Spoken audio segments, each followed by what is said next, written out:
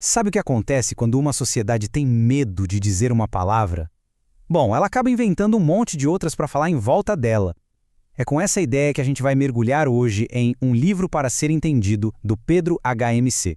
E olha, isso aqui é mais que um livro, é quase um mapa que guia a gente desde a confusão da autodescoberta até o poder libertador do orgulho. O autor já começa com essa citação que é, nossa, muito poderosa. E faz todo sentido, né? É só a gente parar para pensar. Que outras palavras têm tantos sinônimos assim? Sexo, diabo, os próprios órgãos genitais. Essa abundância de termos, na verdade, revela um desconforto, um medo de nomear as coisas diretamente. E é exatamente esse medo que o livro se propõe a desvendar. Então, a primeira parte dessa jornada é para dentro. É sobre aquele sentimento lá do começo, de se sentir diferente, antes mesmo de a gente conseguir entender o que é isso ou dar um nome. O Pedro HMC compartilha uma coisa muito pessoal da infância dele. Aquele sentimento meio vago de não se encaixar.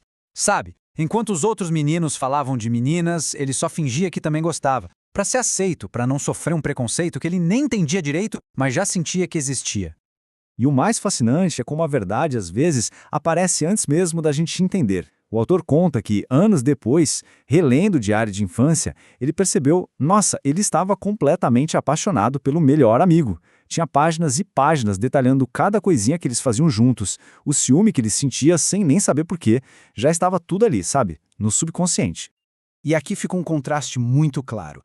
De um lado, a cultura que a gente consome, casais como A Bela e a Fera, sabe? Mas do outro, o que realmente chamava a atenção do autor eram os detalhes quase escondidos. Um modelo numa embalagem de cueca, uma foto aleatória de homens numa piscina. É um exemplo muito forte de como a atração parece ser algo que nasce com a gente, e não uma coisa que se aprende.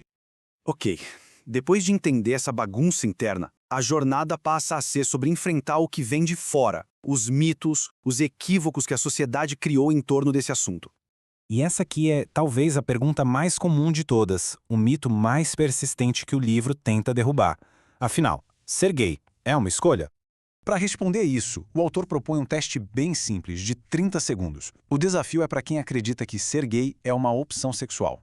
A ideia é, tenta escolher ser gay por um instante. O resultado, para a esmagadora maioria, é que simplesmente não funciona. É uma prova bem poderosa de que não se trata de escolha, mas sim de uma condição. Agora, para a gente entender o próximo ponto, precisa definir essa gíria, dar pinta. Basicamente, é sobre ter um conjunto de trejeitos que muitas vezes são vistos como afeminados e que a sociedade logo carimba como sendo de gay. É um julgamento totalmente baseado em estereótipos de comportamento. E aqui a gente vê o resultado trágico de tentar reprimir quem uma pessoa é.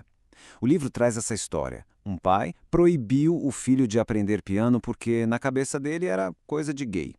E o que aconteceu?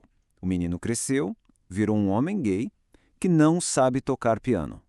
Ou seja, a tentativa de mudar o comportamento não alterou a orientação dele em nada, só tirou um talento que ele poderia ter. Bom, todos esses mitos nos levam para a parte mais emocional dessa jornada, que é o fardo psicológico e os perigos muito reais de viver uma vida escondida no armário. Viver no armário é basicamente atuar 24 horas por dia. É uma performance que não acaba nunca. É ter que evitar assuntos, mentir por omissão para a família, para os amigos, no trabalho. O livro descreve essa sensação como literalmente sufocante, um peso que uma hora fica insuportável. E o peso não é só psicológico, não. A violência é uma ameaça muito real. O livro traz um dado que é assustador para o Brasil. A cada 28 horas, uma pessoa LGBT é assassinada. É um número que escancara o perigo que é para muita gente simplesmente ser quem se é. E todo esse estigma social tem um preço devastador, especialmente para os mais jovens.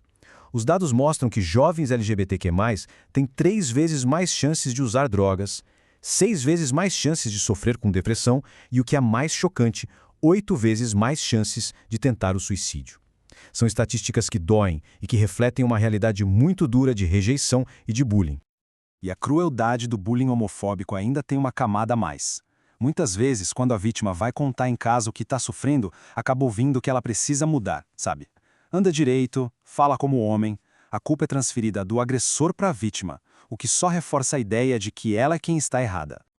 Mas, depois de toda essa escuridão do armário, vem a luz. Vamos agora para a parte da jornada que fala de libertação, de autoaceitação e, finalmente, da força que vem com o orgulho. Para combater tanto peso, o livro faz um contraponto bem interessante, listando o lado bom de ser gay. Tem umas coisas mais leves, claro, como não ter risco de gravidez ou poder pegar as roupas do parceiro emprestadas. Mas os pontos mais fortes são sobre desenvolvimento pessoal, ser forçada a questionar as regras da sociedade desde muito cedo e, por causa disso, acabar desenvolvendo uma capacidade de empatia muito maior. Então, o que significa orgulho gay?